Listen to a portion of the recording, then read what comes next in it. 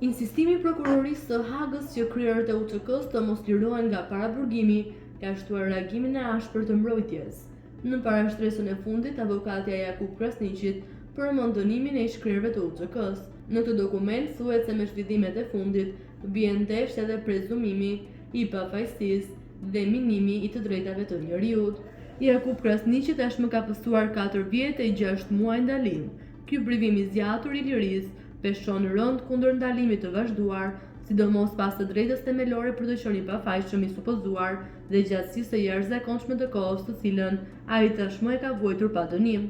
Ndalimi është përjashtim, jo rregulla dhe duhet të jetë masë e zgjedhjes së fundit. Ndalimi i vazhduar i zotit Krasniqi në këto rrethana mund të perceptohet si dënim prelinar që bie ndesh me prezumimin e pafajësisë dhe do t'i minojë më të drejtat që e formojnë themelimin e një gjykimi të drejtë, thuhet në parashtresën e mbrojtjes së Jakub Krasniqit, të cilën e ka parë Nacional.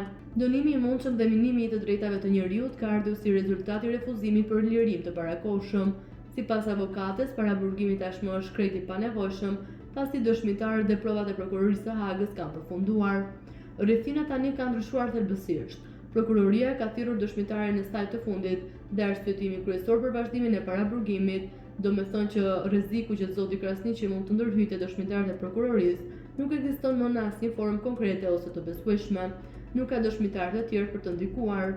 Çdo pretendim se zoti Krasniqi mund të pekojë procedurat duke ndërhyrë te dëshmitarët që kanë dëshmuar tashmë, ose në ndonjë çështje që do të ngrihet nga mbrojtësi i viktimave, është rrësisht spekulativ, i mungojnë çdo bazë faktike dhe është i pamjaftueshëm për të justifikuar privimin e tij nga liria më tej, thuhet në tutje në parashtrimin e mbrojtjes së Jakub Krasniqit. Mbrojtja përmend edhe sfidat e Krasniqit në paraburgim, përfshirë moshën e thyer.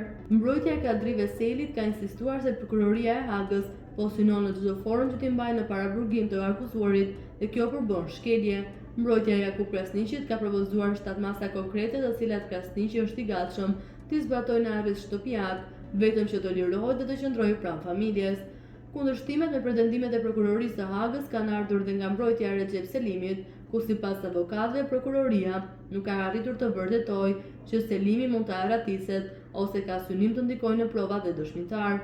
Të gjitha ekipet mbrojtëse një zëri i kritikojnë faktin se pavarësisht që kanë përfunduar dëshmitarët e prokurorisë dhe janë dorëzuar të gjitha provat, klientët e tyre nuk po lirohen.